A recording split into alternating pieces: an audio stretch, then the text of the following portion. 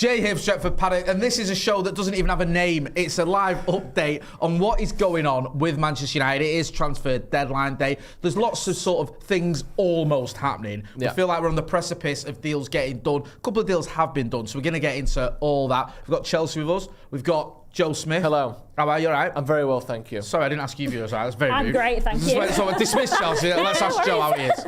How are you, Chelsea? I'm great, thank you. Yes, and we've also got Lauren with us. Are you okay? I am good, thank you. You can share your good news. Go on. I got Because you're away going to sat there tickets. with a big grin on your face, and it's going to look a bit weird. Like, you know what? Jadon Sancho might be leaving, so I've just got a grin plastered all over my face. So you're allowed to share your happiness. Can't contain myself. I'm going to see an Oasis. Yeah, there you go. No one cares. No one's bothered. Not jealous at all. Just shut up and get off. Yeah. So well done. I'll go with my tickets. Yeah.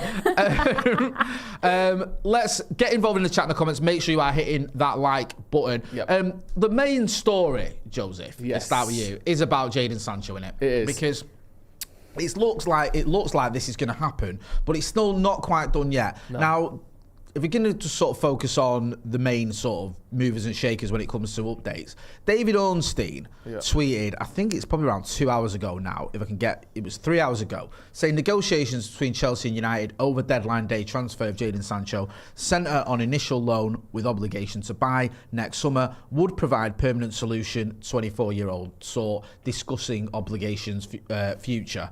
Right, I know that sounds a little bit sort of not perfect English. That's a man with a tweet character limit impending, isn't it? Yeah, that sounded like... There's less and less sort of bits between the adjectives as that goes. It's all verbs and adjectives. It's like, words put together. it's like when an advert's in a paper where you pay for the letters. It's just like, just cram as many words in there. Try to reach your essay limit.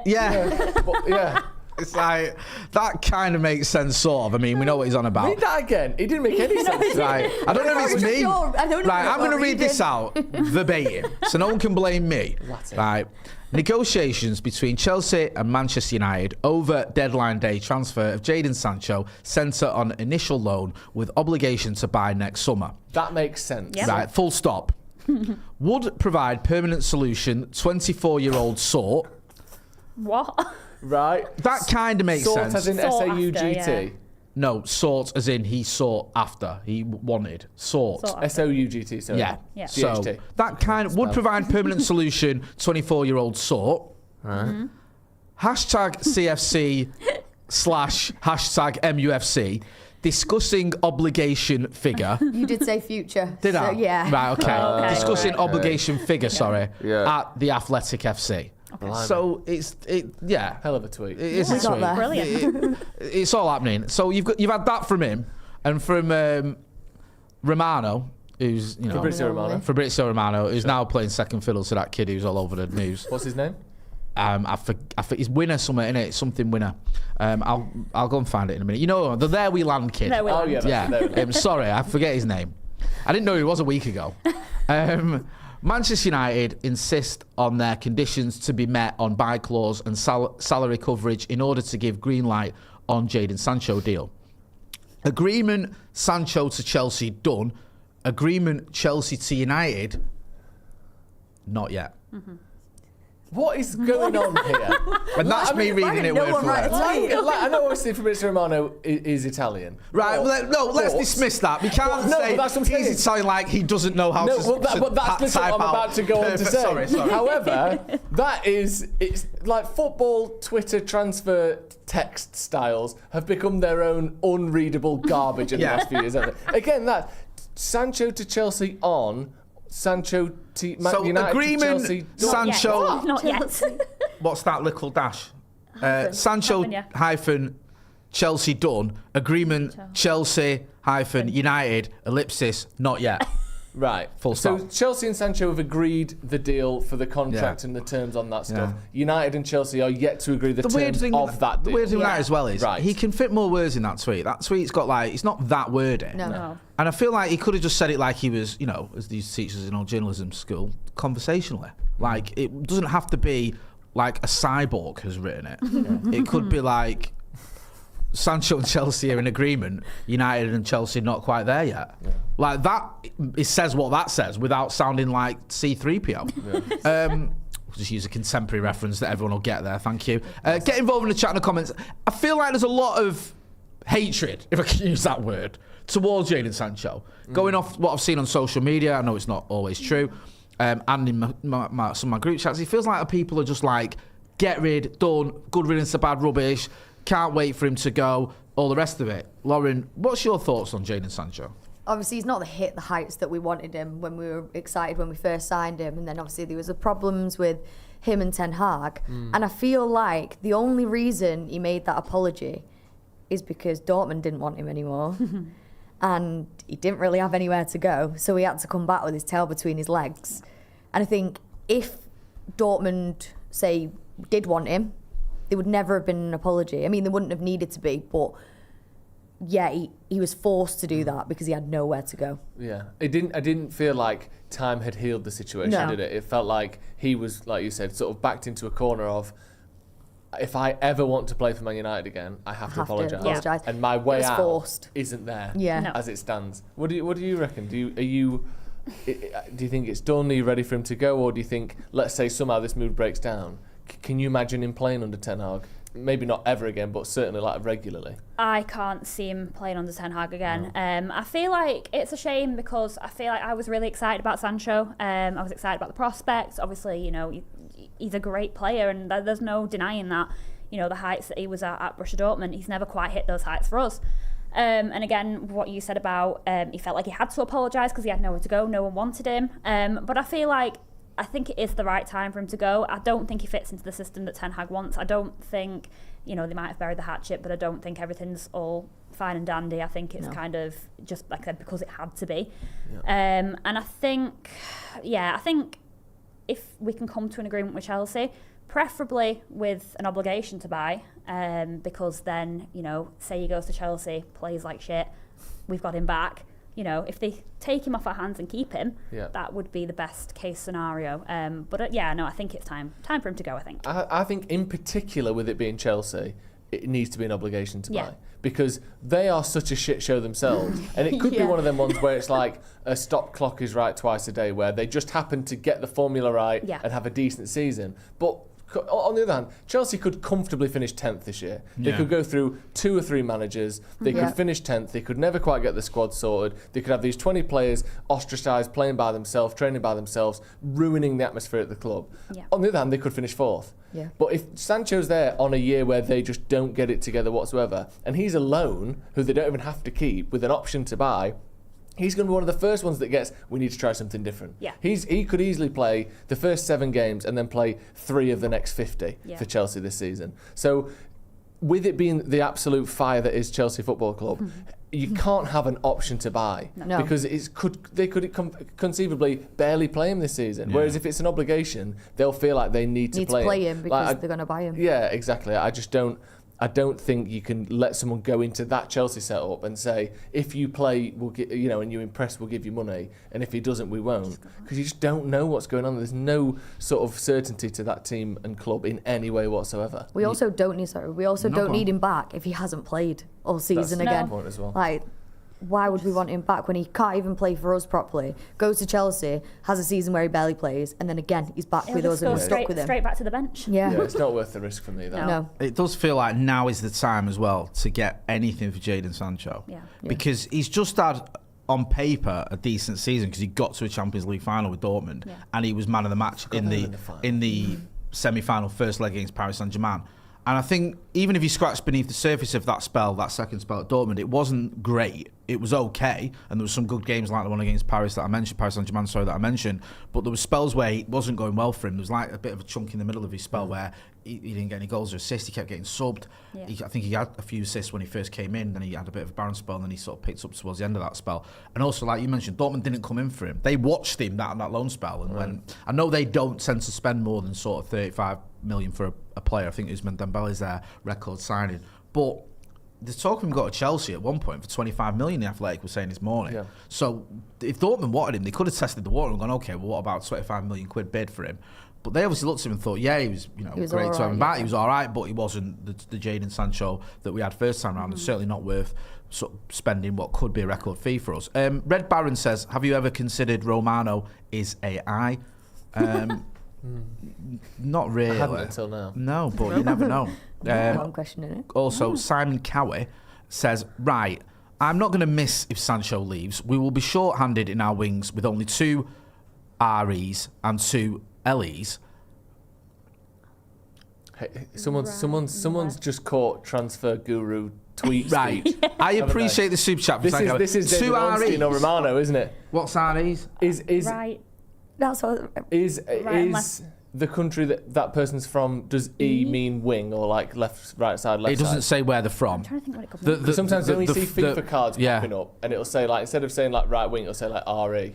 Right, okay. So maybe I mean, it does look like 2 REs and 2 LEs means 2 right wings. And we will be short-handed in our wings with only 2 REs, so it must be. It must be wings, yeah, but I don't get what what does the E mean? Don't know. 2 right. Extremely promising wingers. Yeah. We'll go with that. And I wanna know now. if 3 get injured, red, it will hit us. And Sancho never apologised either. Did Ten Hag? They agreed to put it to bed. Right. Yeah. Okay. We get where you're coming from. They put it to bed, but Yeah. it doesn't seem like they love each other. No. He's not had a minute. Do you know what since I the don't season like started. about the whole Sancho scenario as well? Was this idea that if Ten Hag gets sacked, Sancho will be all right. Disgrace. Yeah. Oh, sorry, you've not been playing for the same football club this whole time then? Yeah. No. Like, He's had 3 Ten Hag managers isn't since the he's only been thing here. about Man United. Like there's there's plenty of players who play well under managers that they don't love. Yeah. And then you can have careers at clubs, but you can't just completely sack it off because you don't like the guy and then want to come back again. I don't know. He does strike me as one that throws his toys out the pram, though. You know, Ten Hag said something to him he didn't like, and then that was it. And that's it. He's put a I statement think on as Twitter. well, on that front, when Ten Hag was asked about Sancho after that Arsenal game, what he said to me wasn't that bad. No, I didn't think because he was asked why is he not in your I think squad. he was just honest. Yeah, and people said, he should have protected him. But if he said he's injured and Sancho says, no, I'm not, then he looks more stupid than just saying, look, in training, his levels weren't that great. Other managers have said something similar about other players, and no one's made a big deal out of I'd it. rather hear that than, being led to believe that all the players are doing amazing in training.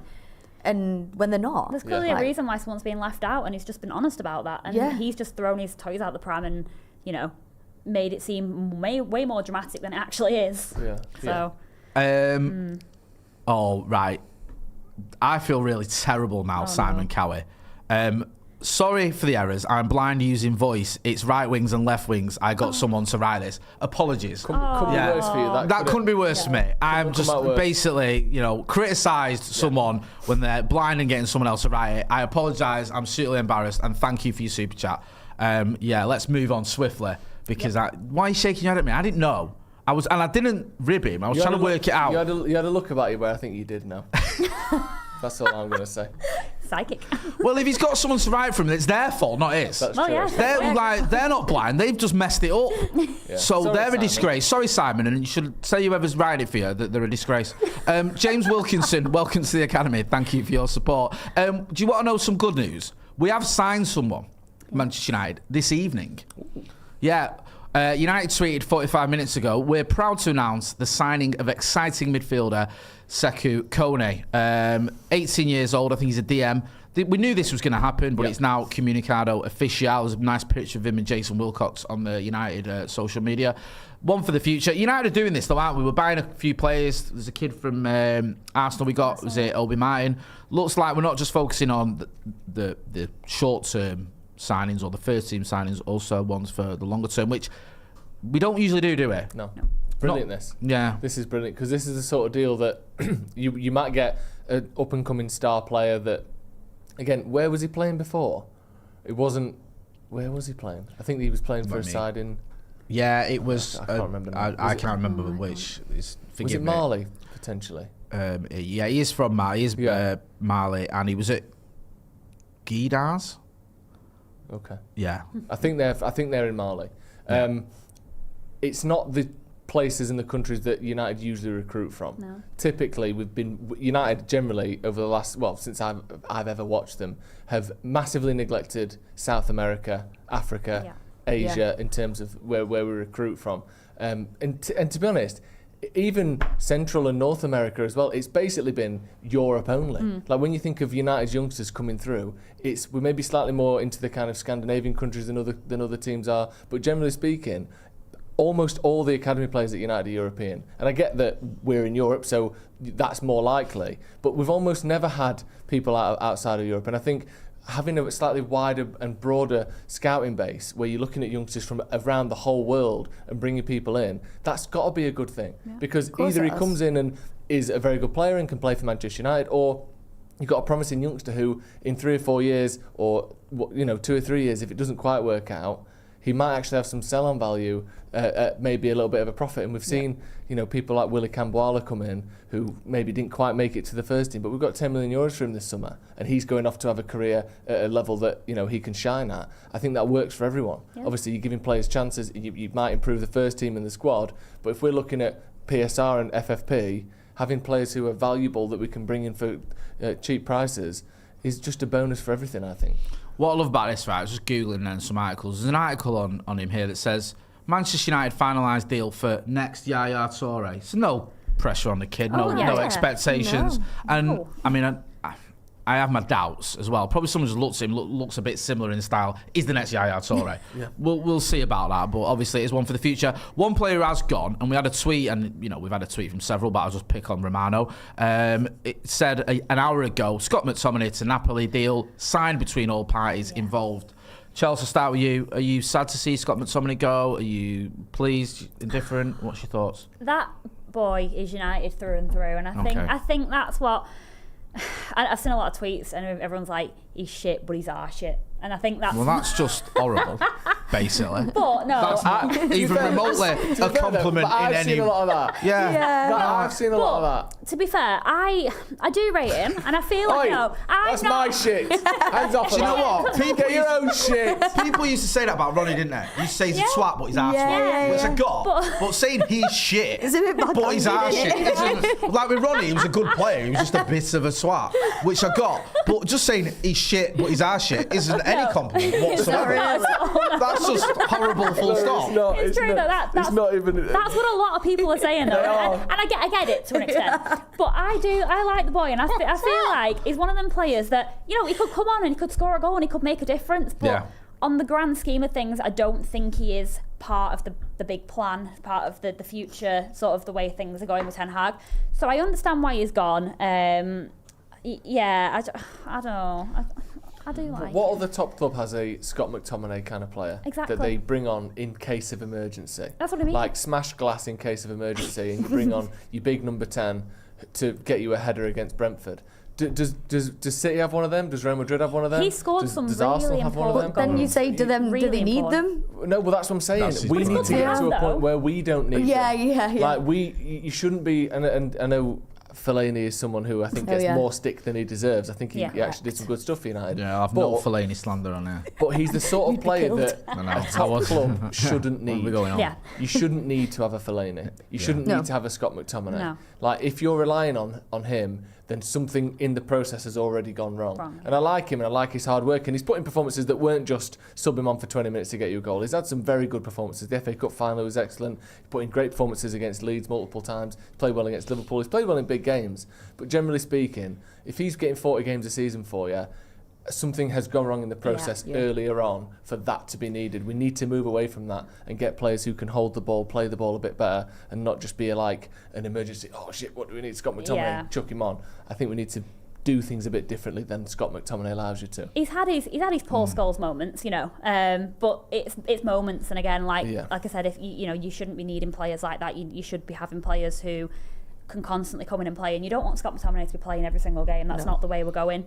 So I do love the lad, and he is United through and through, and I know everyone calls him a passion merchant, but that's what I like. I will miss him. I think in many ways last season sort of exposed both the positives and the negatives of Scott McTominay, because he scored those goals. Remember, he scored the brace against Brentford, I think it was. And then Erik Ten Hag played him I think it was like 10 games on the spin, started him. Big games as well. You remember the Bayern Munich game, one or two others, and he stopped scoring and assisting. He didn't doing score or assist, and then when you watched him, he wasn't doing anything else. No. He wasn't linking up play. He wasn't like, and then we sort of had this weird spell as well where we seemed to focus on McTominay. I remember, I think it was a Bayern Munich game. It was like, I remember Bruno or whoever it was holding the ball up, waiting for McTominay to arrive. I thought, we need to stop this. Yeah. This is insane. Which isn't McTominay's fault, but I think it was like he serves a purpose to a certain degree. If you are going to kick on, maybe you need to look past someone like Scott McTominay. But Erik ten Hag in his press conference, someone mentioned it in the chat, did seem a little bit upset. Have you got the quote there? I'll dig it out. Sorry. No, it's all right. What do you make, Lauren, of Scott McTominay going? I think sentimental value, I loved him. You know, Fergie loved him. You know, it's that kind of sentimental value of him. But I think it is, like you made the good point, Joe, of we don't need that kind of player. We need to move on from that. We need to get better. We need to find players that then we don't need to rely on Scott McTominay to come on and get us a goal and win us the game or whatever. I used to always say as well, I found that in that midfield, he was a waste of space. He'd be in places where he shouldn't be, where someone else could be running in, but he's just there in the way of things sometimes. Like, his highest score tally was last season.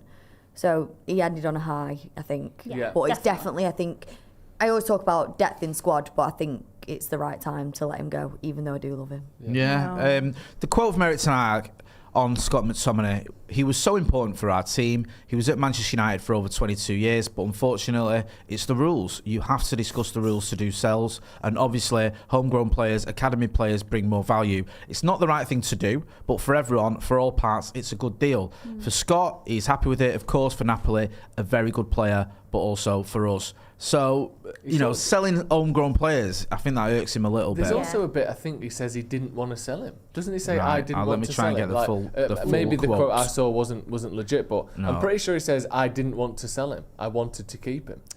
Which I think, I do believe him. I know, obviously, we know from the fact that we do use McTominay quite a lot. Like, he would probably have been first off the bench on Sunday if United weren't winning, or if United were winning. But I do think that it makes the most sense as well for Ten Hag to be very complimentary and, it's a shame he's gone and all that. Because otherwise it's like you're dissing a player that's been at the club for 22 years, a lot longer than Ten Hag's been here. So I like Scott McTominay. I feel a bit bad for the stick he gets. I think he's one of those players that got more hate than he deserved. And there's a few of them.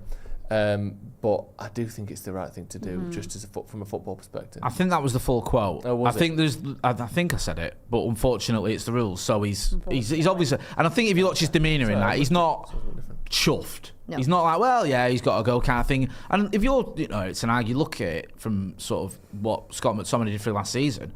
I mean, he kept him afloat at one point. You know what I mean? Like those goals against Brentford, his performance against the Scousers in the quarter-final, I thought he was integral to that win.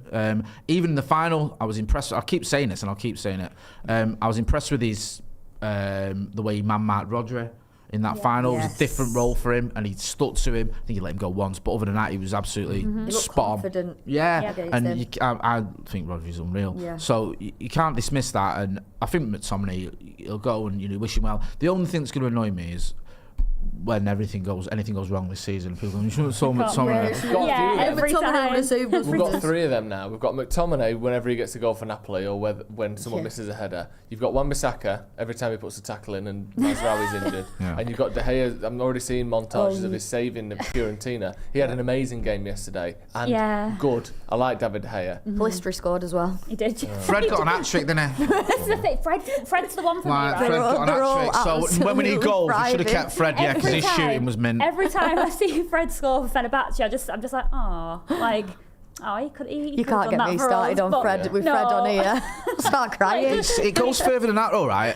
Angel Gomez is in the England squad, and I've seen people going on about he left like 5 years ago. He's not the same player now as he was when we let him go. Yeah, correct. Like people going, we shouldn't let him go. What was he going to start for United for the last 4 years? Absolutely not. No, and I liked Gomez. I know it's just like it's the nature of the beast, and no doubt it'll happen. Like the thing with De Gea, he saved the penalty of the day.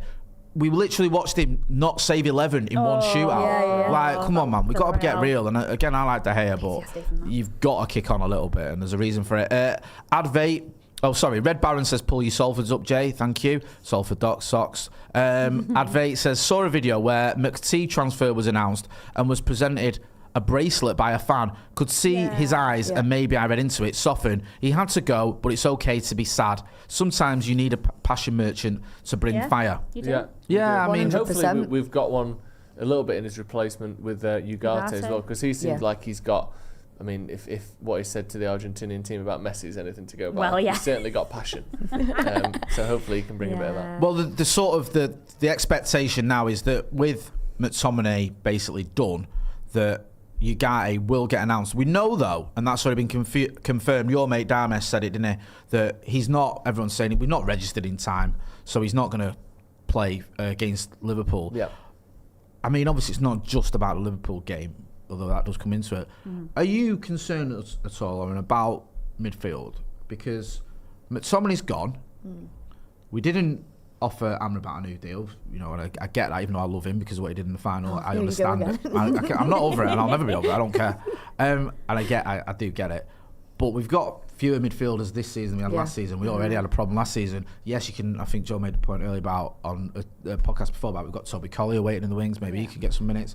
Casemiro, there's still question marks how good he is. Are you concerned at all? Do you think with a guy in and the other signings we've made will be all right in midfield? Mount injured again as well. Mount injured. Sorry, I forgot that. That's what I forgot. Thank you. I forgot about that. Okay. So, are you concerned at all about midfield, or do you think we'll be all right? I do think that's another downside of losing McTominay, just that depth in midfield, just the options to, we were saying, no, we don't need someone just to bring on, but when you don't have the options in the midfield, like we say, Mount, for Liverpool, like, we've not got Mount, Ugarte isn't going to play. We've got Collier, like you say, but it's just looking very thin. And it's a bit of a worry. Because if someone gets injured on Sunday, it's just like you've got to question then who are we bringing on the bench that's going to... Because like Collier, but he's still young. Has he got the experience to go up against Liverpool in the third game of the season where pressure is heightened at the start to, make a good start, especially after the Brighton game. So it's quite hard, and I think we still needed depth, and we haven't got it. I think we're absolutely bollocksed in midfield for Sunday. Okay, We've lost 2 players and not brought anyone in. Trying to be. Eriksen's a year older. You don't have to be rational on this channel. This is rational, Jay. Sorry. Eriksen's a year older. Casemiro's a year older, although he looks better than he did last season. Yeah. He does. But you've got Casemiro, Mainu, and Bruno. And then next up on the list is a 32-year-old Christian Eriksen who wasn't up to speed last year. Yeah. What? If you need to change it up, what do you do? Or what if someone gets injured? What do you do? Imagine. Who have we got? Casemiro rolls his ankle, or Mainu pulls something, or whatever. You're stuck. Those 2 are playing 90 minutes on Sunday, no matter what. Yeah. That's not good. If Bruno gets injured, who are you putting on at attacking midfield? Yeah. Genuinely, do we have one? Who is going on in that attacking mid area? What? No. There isn't one. No. Like, we're going to have to play... Maybe now you play Xerxes instead of that 4 midfield and you just play those 3. But they're your only 3 sort of reliable, fully fit, adult midfielders. Like, if one of them gets injured tomorrow, or, we're 3-0, not 3-0 down, 1-0 down, then no one's there to change it. And you can't throw Collier into that situation. If he's good enough or not, that just isn't fair. The midfield on Sunday is very worrying for me. It's given me flashbacks a little bit to when I think it was a couple of seasons ago when we played Liverpool and we brought Hannibal on and he was just snapping all the Liverpool players. He's gone as well. That's what I mean. Like, you're bringing on inexperienced players and they're just not coming on and making that kind of impact that you want them to because they're not experienced, and that does worry me that we haven't really got. Like, if something's not working, say we play our best midfield, then it's not working. Who the hell do you bring on to change it? Because no options. I agree. Phobos Taco Man says, corn on the cauliflower, butter me up. Oh my God. That's a reference to Ethan's fantastic shouldn't pub. it be cheese me up? Cheese because it's cauliflower cheese, isn't it? Brilliant. You don't have butter I like that cauliflower. one. Come on, mate. Yeah, listen, thank you to everyone who got involved in the chat in the comments. Thank you to Lauren and Chels for joining us as well. No worries. It's going to be a regular thing when we work out a name for this show. We will be back next week with another live. Me and Joe are going to be back later on tonight from 9:30 till 11. We're doing a bumper live where we're going to be chatting about the transfer window, not just focusing on United as well. We'll obviously be focusing on United, but talking about our rivals, what's going on. So if there's any sort of movers and shakers there, we'll give you an update. There bloody better be some movers and shakers. Because Sancho, we need to find out what's going on with Sancho. Are we going to sign Sterling? There's boring here at the moment, isn't it? Transfer countdown. Bringing in the new year.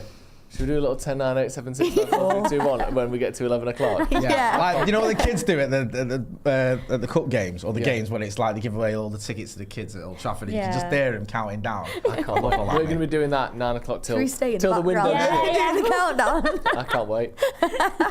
Right, make sure you are hitting like, share and subscribe. Thanks for watching.